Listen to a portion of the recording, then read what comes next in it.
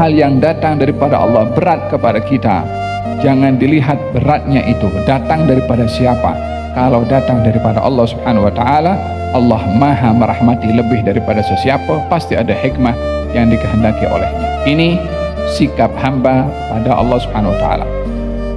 Lalu diperincikan oleh Allah, setelah manusia baik dengan Allah Subhanahu wa taala dalam pengabdiannya, diperincikan panjang lebar. Tidak cukup kamu itu baik dengan Allah sahaja, mesti kamu baik dengan yang lain.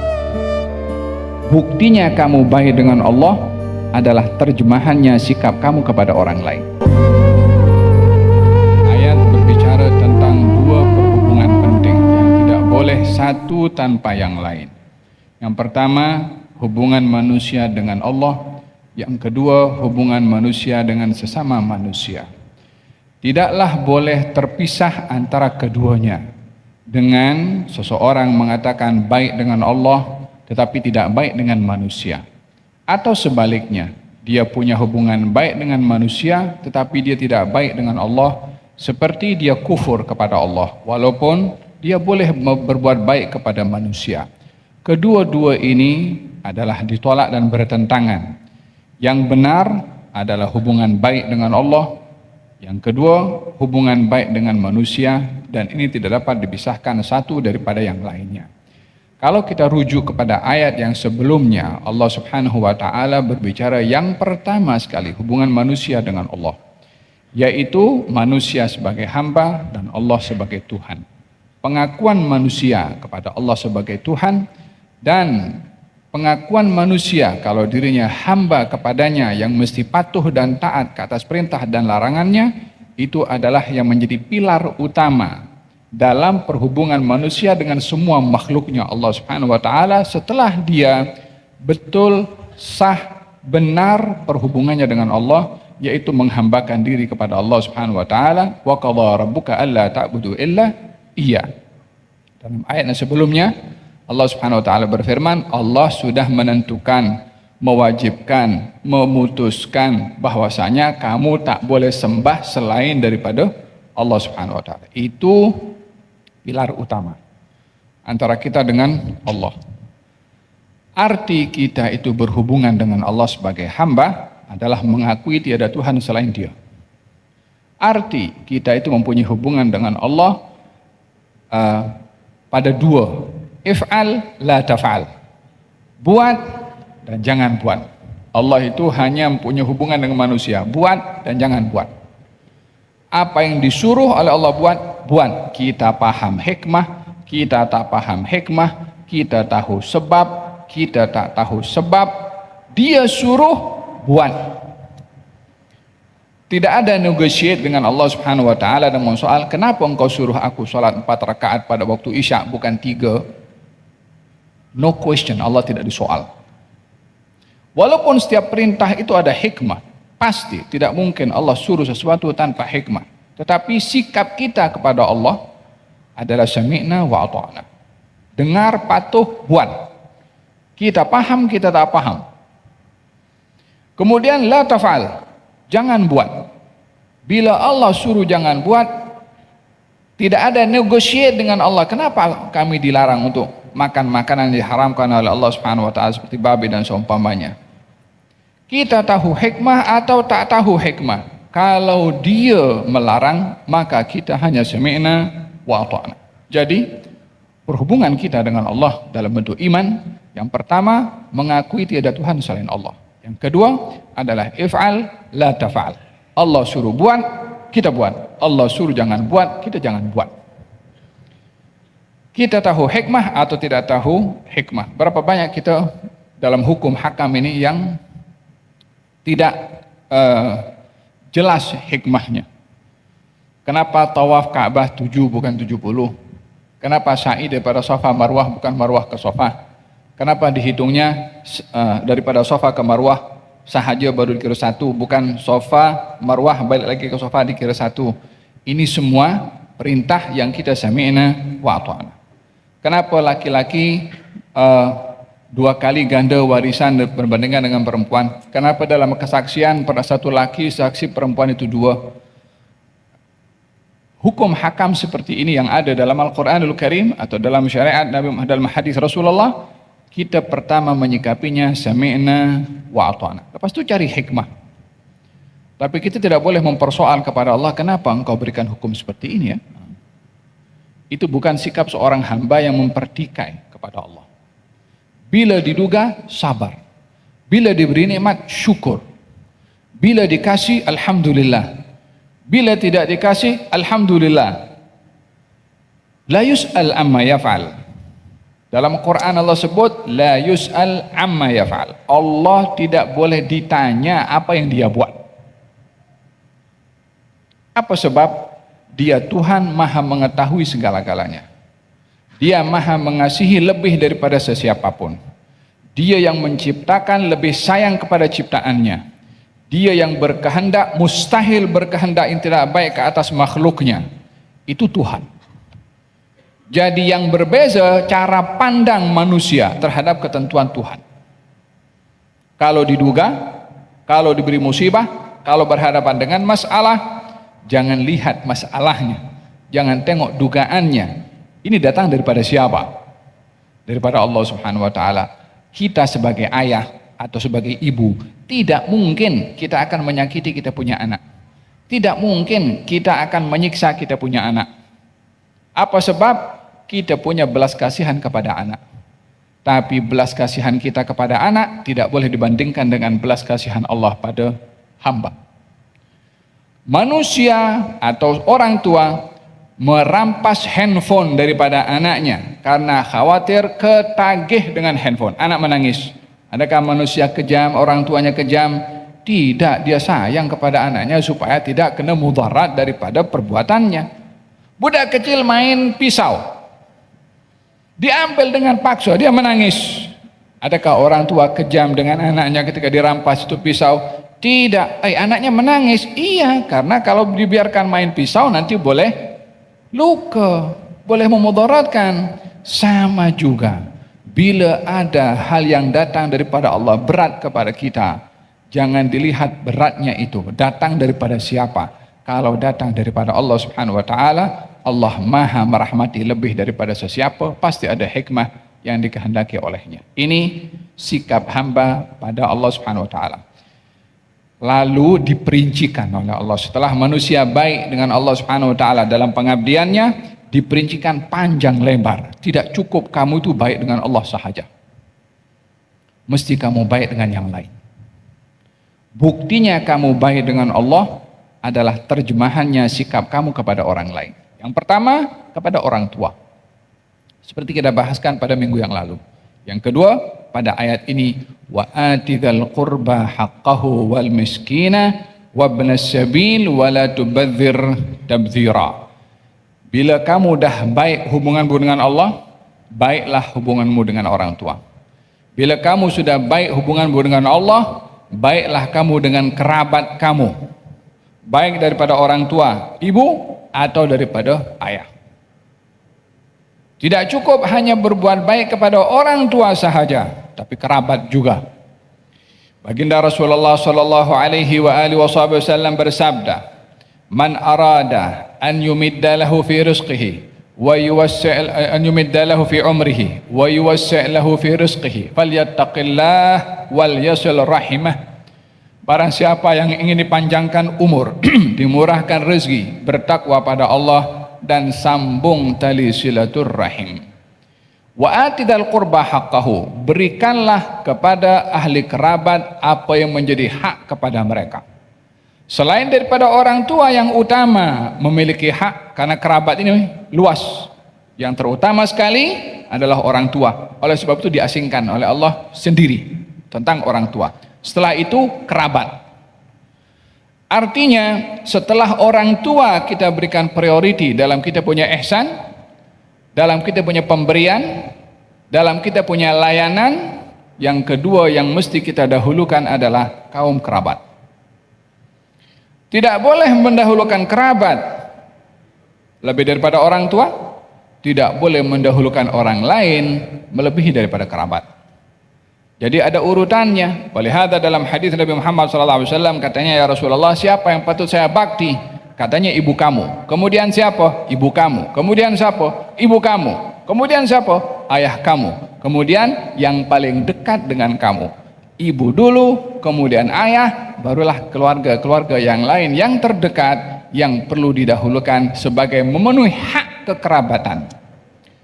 Dalam ayat ini Allah Subhanahu wa taala berbicara tentang berbuat baik kepada kerabat tanpa ada catatan kalau kerabatnya berbuat baik kepada kamu. Tidak. Dia mutlak. Wa atidal qurba haqqahu, berikan kepada kerabat apa yang menjadi hak. Apa haknya kerabat? Haknya kerabat adalah Allah menganugerahkan dia, kerabat itu ada hubungan dengan kita. Baik itu kerabat daripada saudara ayah atau saudara ibu. Bukan kita lahir nak pilih siapa saudara ayah atau saudara ibu. Kita lahir dah otomatik kerabat daripada ayah dan ibu menjadi kerabat kepada kita. Jadi siapapun dia, baik ke tak baik ke, hatta kafir, hatta bukan Islam, selagi dia kerabat, kita perlu berbuat baik dan memberikan hak kerabat untuk disambung tali silaturahim. La yadkhul jannata qati' rahim, tak akan masuk syurga orang yang memutuskan tali silaturahim. Istri Nabi SAW, siapa itu namanya itu?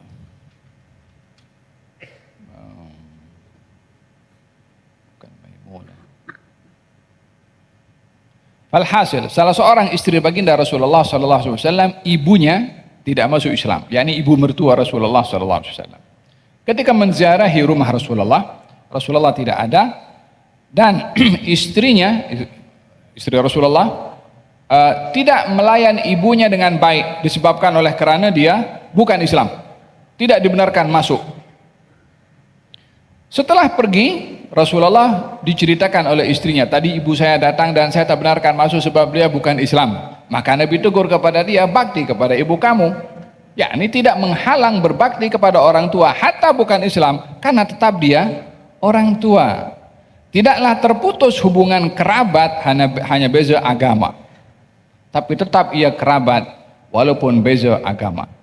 Oleh sebab itu kata baginda Rasulullah ketika mengatakan kepada kerabatnya yang tidak mahu memeluk agama Islam, yang tak mahu beriman kepada Rasulullah, katanya sa'abulluha bibalaliha, saya tetap akan sambung kerabat.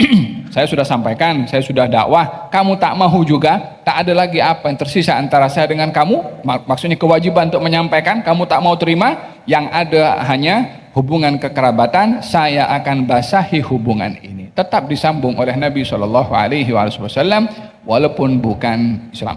Kalau ini kerabat bukan Islam tetap disambung, apatah lagi kalau kerabatnya orang Islam. Dalam hadis Nabi Muhammad SAW bercerita tentang seorang yang ingin meminta excuse daripada Rasulullah untuk putus dengan kerabatnya disebabkan kezaliman kerabat kepada dirinya.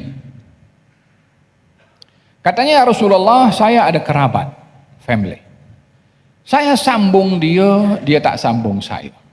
Saya bagi kepada dia, dia tak bagi pada saya. Saya ihsan pada dia, dia tak ihsan pada saya. Yakni apa saja hal baik saya buat, dia tak buat sama. Yakni sahabat ini ingin mengambil sebab atau excuse, saya nak buat sama jugalah. Kewajarannya orang itu, kalau orang lain berbuat seperti itu, ya kan, kadang-kadang terpanggil ego juga kan. Untuk apa saya nak pergi?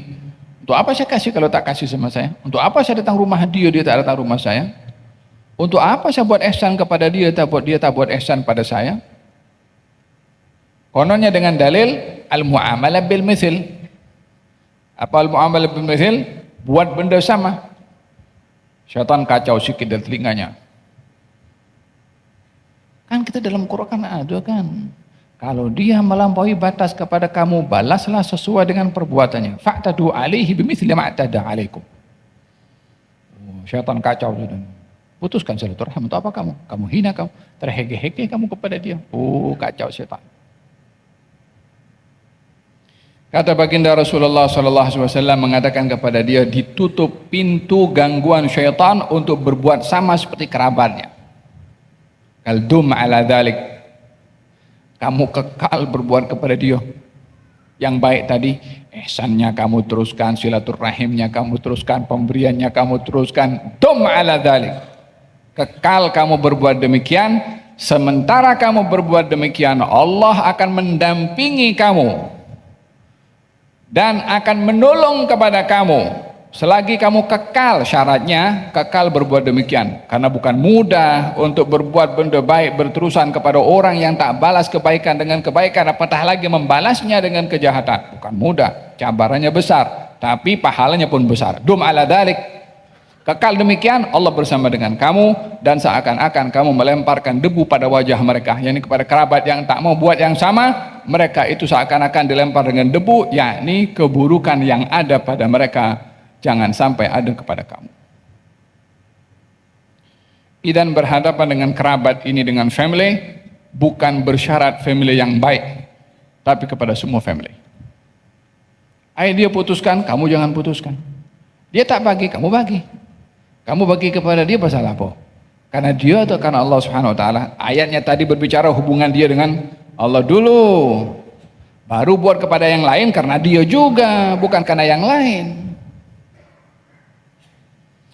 Fahimtum? Walihada di dalam ayat ini dinyatakan wa atidal qurba haqqahu. Berikanlah kaum kerabat haknya. Apa hak kaum kerabat? Silaturahimnya. Apa hak kaum kerabat? Didahulukan dalam pemberian lebih daripada orang lain. Jangan orang lain dulu. Al-muta'addi fis sadaqah kamani'iha. Orang yang melampau dalam bersedekah. Orang lain dibagi, keluarganya tak dibagi. Ini sama dengan dia sama sekali tak bersedekah. Kaum kerabat kena didahulukan. Kemudian wal miskina, orang miskin. Kemudian wabanas sabil, orang yang kehilangan atau kehabisan bekal sementara dia musafir nak balik, tak ada bekal, kehabisan bekal, maka diberi, dibantu. Dia di negaranya jutawan lah, tak kisah. Dia sudah barang dia hilang semua di sini, habis tak punya duit. Walaupun di negaranya dia kaya, tapi saat ini dia miskin, maka dibantu.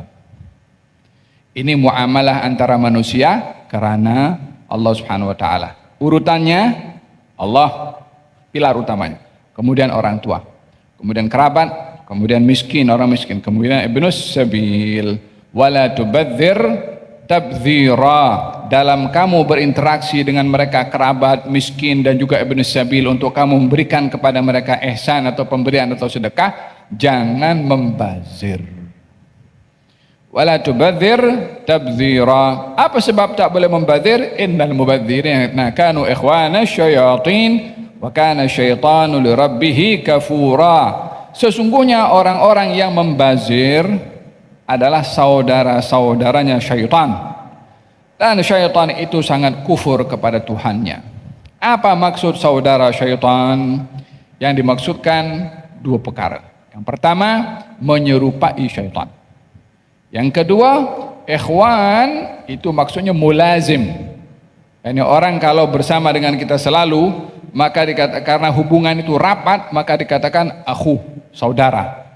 Bukan saudara kandung, tapi karena terlalu rapat dengan kita, maka dikatakan saudara. Seperti mana saudara dengan saudaranya itu amat rapat karena hubungan rahim. Jadi orang yang rapat dengan kita secara bahasa itu boleh dikatakan sebagai saudara.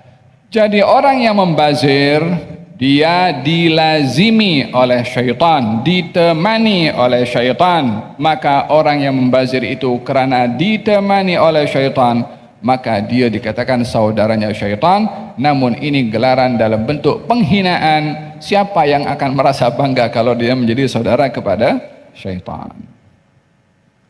Apa arti membazir? Arti membazir menggunakan barang atau harta bukan pada tempatnya. Arti membazir adalah berinfak pada maksiat hatta hanya satu cupak atau 1 sen. Kamu menyedekahkan, dalam kata-kata seorang ahli hikmah, kamu bersedekah dengan seluruh harta kamu di tempat yang benar, maka ia adalah satu sedekah yang benar. Kalau kamu bersedekah satu cupak di tempat yang salah, maka kamu telah melakukan pembaziran. Hatta kita punya beras bergoni-goni, satu cupak diserahkan kepada pihak yang salah atau kepada tempat yang salah, maka ia adalah membazir.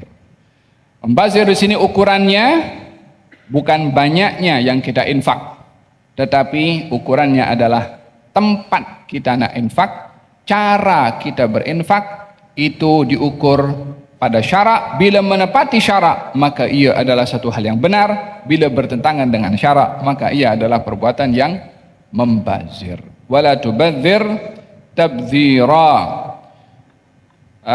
Innal mubadzirina kanu ikhwana syayatin wa kana syaitanu li rabbih kafura wa imma tu'ridanna anhum ibtigha'a rahmatin min rabbika tarjuha faqul lahum qawlan maysura. Wahai Rasulullah Muhammad, bila kamu berhadapan dengan orang yang meminta-minta kepada kamu dan kamu tak punya apa yang kamu nak bagi kepada dia, kamu berpaling daripada dia, malu nak tolak. Jadi ada orang datang kepada Rasulullah SAW meminta-minta. Nabi tidak ada apa yang nak dibagi, tapi Nabi segan untuk tolak orang itu tidak mendapatkan pemberian. Nabi segan untuk tolak. Jadi karena nak mengatakan tak punya atau tak ada apa yang boleh dibagi, Nabi mengalihkan pandangannya seakan-akan tidak mendengar apa yang dikata oleh orang itu kerana khawatir melukai perasaan orang tersebut, dan baginda Rasulullah sangat menjaga perasaan orang lain. Nabi merasa terbebani kalau orang datang meminta lalu tidak dikasih oleh beliau, karena selalunya beliau akan sentiasa memberi kepada sesiapa yang datang meminta. Wa imma tu'ridana anhum, kalau kamu berpaling daripada mereka, yakni orang yang meminta-minta tadi, ibtigha' rahmatin, yang kamu mengharapkan mungkin saja nanti ada harta, ada pemberian yang datang kepada Rasulullah akan diberi. Tarjuha, kamu mengharapkan orang datang minta, Nabi tak ada apa dibagi, dalam hati Nabi mudah-mudahan ada datang pemberian kepada beliau, akan diberikan kepada orang itu.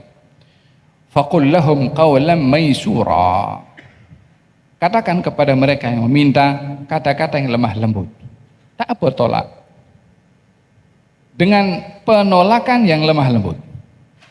Nanti kalau ada rezeki saya bagi, mudah-mudahan Allah memberikan rezeki kepada saya dan kepada kamu, mudah-mudahan dimudahkan urusan kamu. Qaulan maisura, kata-kata yang memudahkan. Dalam hal ini kita diajarkan tidak boleh kita menghardik kepada orang yang meminta-minta, walaupun yang meminta-minta tidak sopan. Wa ammas sa'ila fala tanhar, kepada orang yang meminta kamu jangan hardik, kamu jangan maki, kamu jangan halau, kamu jangan melukai perasaannya. Ada dua, emma dikasih atau ditolak dengan qaulan maisura, kata-kata yang lemah lembut. Barakallahu fiik, semoga Allah kasih rezeki kepada kamu, mudah-mudahan orang lain boleh membantu kepada kamu, tapi jangan dimaki. Lagi-lagi kamu datang minta-minta, lagi-lagi kamu ketuk pintu, macam tak ada pintu orang lain kamu nak ketuk.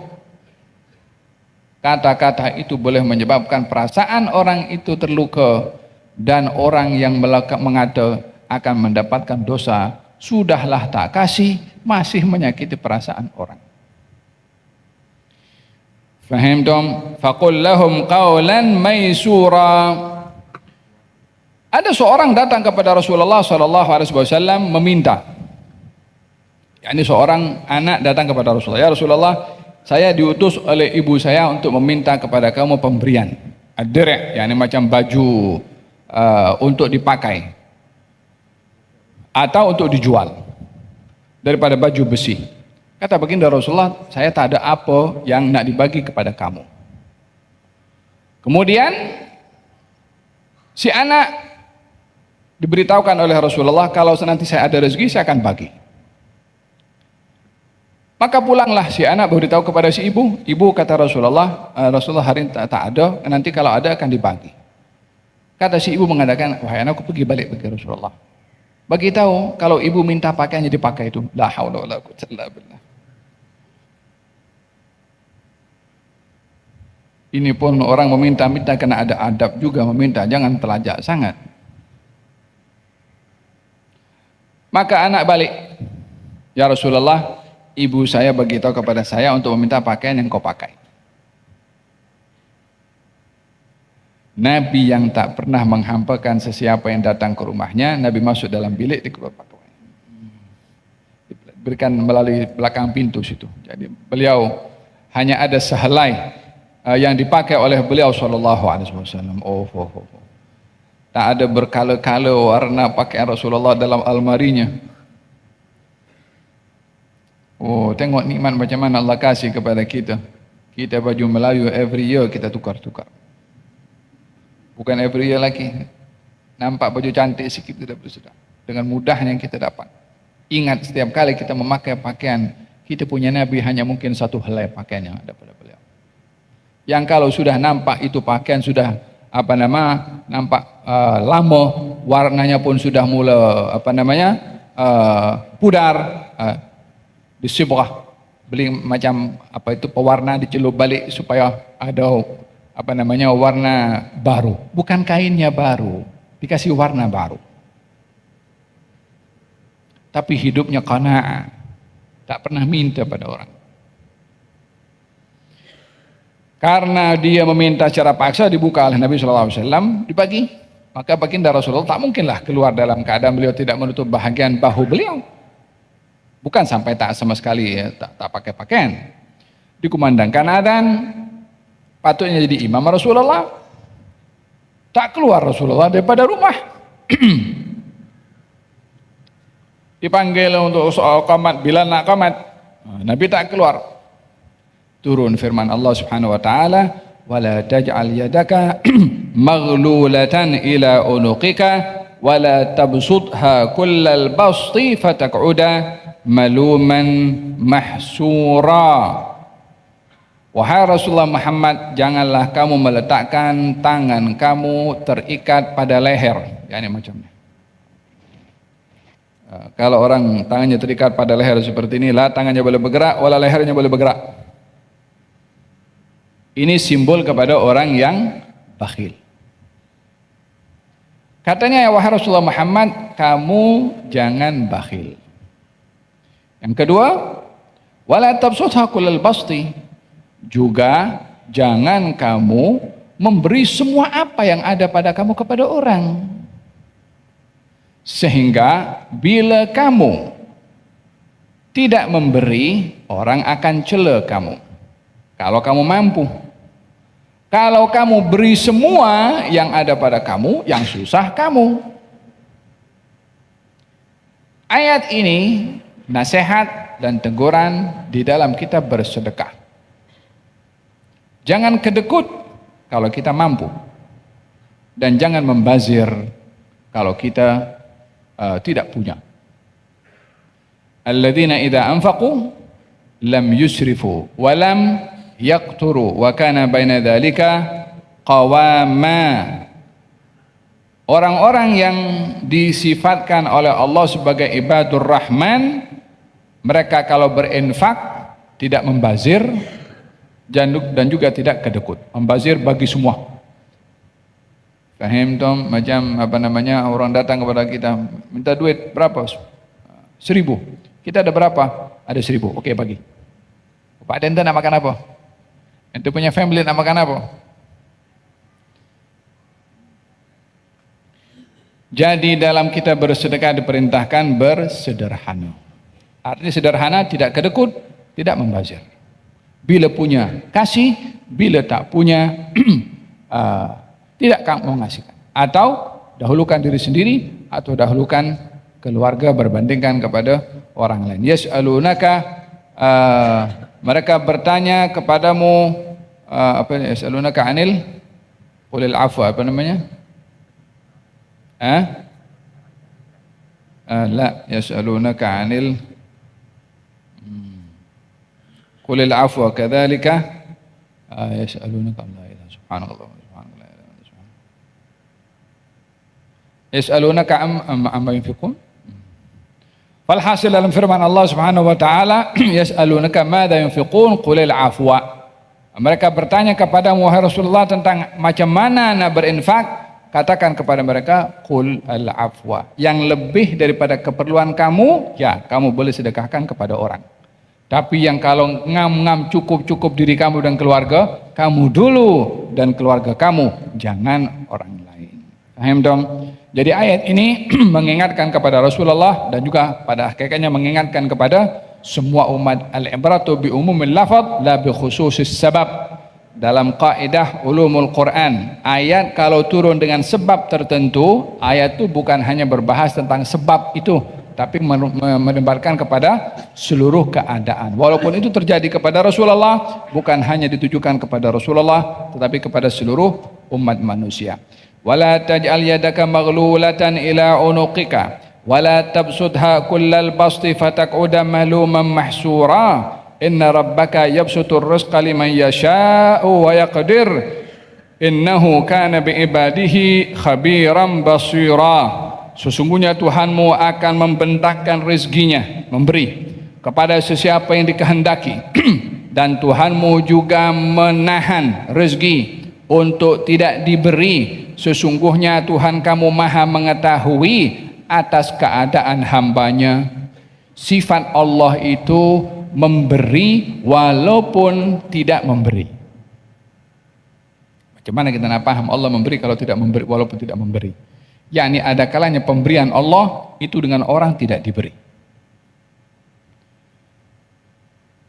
Tidak diberi adalah satu pemberian. Fil hadits qudsi Allah Subhanahu wa taala berfirman, katanya begini, inna min ibadi laman la yuslihuhu illa al-faqru walau aghnaytuhu la afsadtu alaihi dinah. Ada di kalangan hambaku yang tidak dapat menjadikan dia baik dan elok kecuali dia itu fakir, maka aku fakirkan dia, karena itu elok bagi dia. Kalau aku bagi dia kaya, itu kekayaan akan merosakkan agamanya, akan merosakkan akhlaknya. Wa inna min ibadi laman la yuslihuhu illa al-ghina walau afqartuhu la afsadtu alaihi dinah. Ada juga di kalangan hambaku ini yang tak mungkin dia baik kecuali kalau dia kaya, yang kalau aku fakirkan dia, maka kefakirannya akan menyebabkan rosaknya di punya agama. Jadi pada hakikatnya ada kalanya orang itu diberi susah dan miskin karena itu lebih baik bagi dia. Yang kalau dia kaya mungkin dia buat benda-benda yang tak elok. Ada kalanya orang itu diberi kaya, yang kalau dia miskin mungkin dia akan jual agama, maka dikayakan. Jadi dalam hal ini kaya dan miskin, pemberian atau tidak diberi dari Allah adalah yang terbaik bagi si hamba, karena Allah yang lebih mengetahui apa di sebalik pemberian dan apa di sebalik tidak diberi. Demikian dalam hadis qudsi. Walau bagaimanapun kita diperintahkan untuk bersederhana di dalam harta. Katanya ma'ala manik tasada, tidak akan miskin orang yang berjimat. Tidak akan miskin orang yang berjimat. Beza kedekut dengan jimat. La ya'ilu ahadun ala qasdin wala yabqa ala sarafin kathir. Tidaklah seseorang itu akan miskin selagi ia berjimat, dan tiadalah seseorang itu akan memiliki banyak kalau dia membazir, atau merasa cukup kalau dia membazir. Tidak akan merasa kekal apa yang dimiliki kalau dia membazir. Jadi larangannya adalah kepada kita untuk tidak membazir, pada masa yang sama untuk tidak kedekut. Ada berkenaan dengan ayat yang ke-30. Wala taqtulu auladakum khasyata imlaq. nahnu narzuquhum wa iyyakum. Kamu jangan bunuh anak kamu karena takut miskin. Dalam ayat yang lain Allah berfirman, wala taqtulu auladakum min imlaq. Subhanallah. Ayatnya hampir sama tapi berbeza. Jangan kamu bunuh anak kamu karena takut miskin. Miskinnya belum tiba, tapi takutnya ada. Kan orang takut miskin. Dia pikir, ini kalau saya banyak anak kan nanti nak makan apa anak saya. Ini dia takut miskin. Hari ini dia oke, dia boleh makan untuk dirinya oke. Tapi dia takut tak dapat kasih makan anaknya. Orang-orang jahiliyah dahulu karena takut miskin dia bunuh anak. Ayat yang kedua mengatakan wala taqtulu auladakum min imlaq. Kamu jangan bunuh anak kamu karena kamu miskin. Ya, ini saat ini miskin. Yang ayat pertama tadi takut miskin, sekarang tidak. Tapi kemudian takut miskin. Yang ayat yang kedua, jangan kamu bunuh anak kamu karena kamu miskin. Kata Allah Subhanahu wa taala untuk meyakinkan kepada hambanya nih, Allah. Kita ini kalau baca Quran dengan tafakkur dan kita hayati mana Al-Quranul Karim, penawar yang cukup luar biasa. Apa itu obat dokter di farmasi? Tak ada apa-apanya dibanding dengan yang ini. Syifa. Kata Allah Subhanahu wa taala, nahnu narzuquhum wa iyyakum. Kami beri rezeki mereka, anak dan kamu. Yang kedua, nahnu narzuqukum wa iyyahum. Kami bagi rezeki kamu dan mereka. Jadi dibalik oleh Allah Subhanahu wa taala. Yang pertama kami beri rezeki mereka dan kamu. Yang kedua kami bagi rezeki kamu dan mereka. Apa bezanya antara keduanya? Yang pertama, orang tua bunuh anak karena takut miskin, tak dapat tak dapat beri makan kepada anaknya. Jadi yang dirisaukan siapa? Anaknya. Allah bagi tahu, kamu jangan risau, anak yang kamu takut tak kamu beri makan tuh aku yang bagi rezeki. Bukan hanya anak yang kamu risaukan untuk kamu tak boleh beri makan, dia aku jamin, kamu pun aku kasih. Yang kedua, kamu jangan bunuh anak kamu karena kamu miskin. Nah, ini dirinya miskin.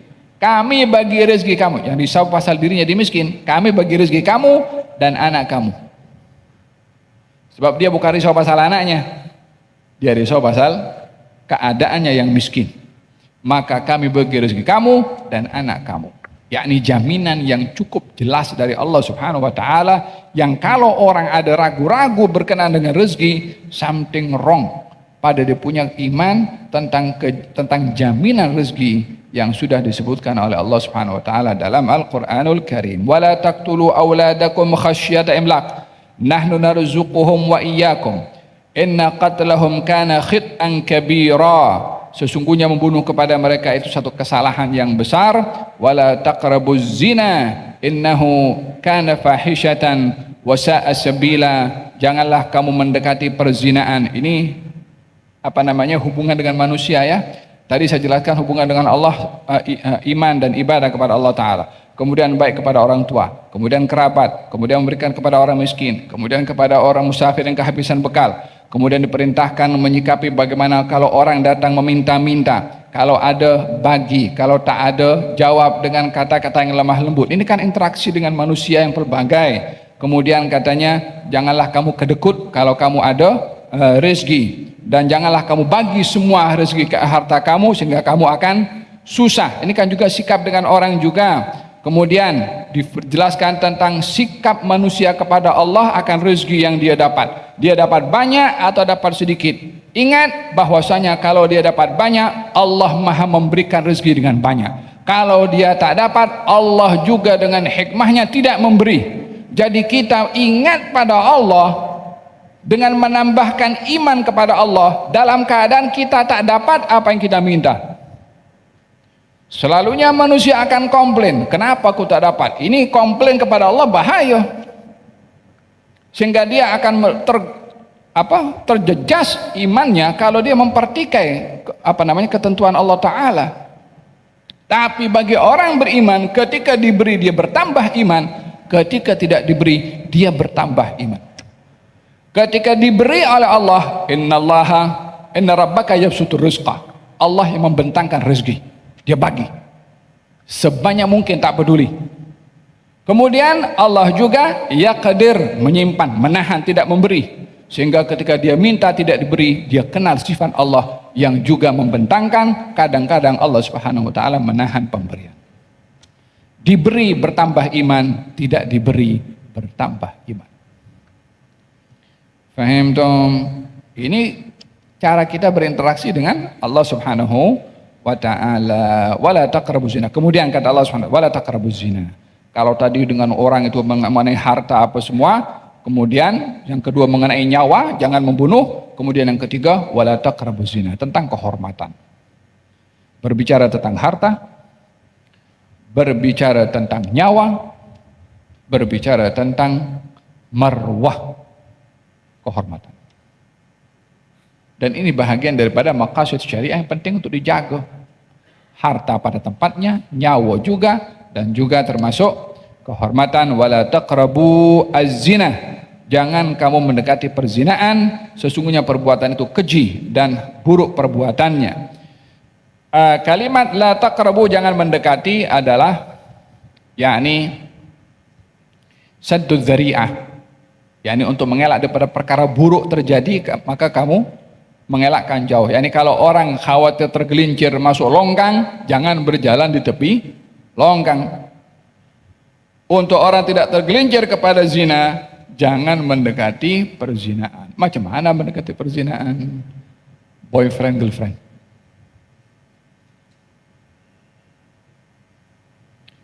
Chatting dengan orang bukan muhrim, yang tak ada keperluan. Temu janji untuk dating. Oh, sekarang macam-macam chatting, dating, macam-macam istilah digunakan. Terlalu akrab bukan pada tempat antara lawan jenis yang tak ada kaitan. Kalau kerja macam mana? Ya sebatas kerja. Untuk pergi minum kopi bersama, gelak ketawa dekat kantin itu pasal apa? Kalau dengan suaminya tak apa, dengan istrinya tak apa, dengan orang lain kenapa boleh ketawa? Adakah akrabnya kita dengan orang yang bukan muhrim untuk menghibur diri kita dengan orang itu, tanpa kita memerhati hukum hakam Allah Subhanahu wa taala yang suruh kita untuk tidak boleh berinteraksi dengan orang bukan muhrim melainkan pada batas-batas tertentu? Bukankah ditegur oleh Allah dalam Al-Quranul Karim, sahabat itu kalau ingin jumpa dengan istri Nabi SAW diperintahkan untuk di belakang hijab. Wa idza sa'altumuhunna mata'an fas'aluhunna min wara'i hijab. Kalau kamu minta sesuatu, bertanya sesuatu kepada istri Nabi, minta di belakang hijab. Tidak boleh direct, itu sempang-sempang tanpa ada batasan dan menjaga sopan santun. Faham dong?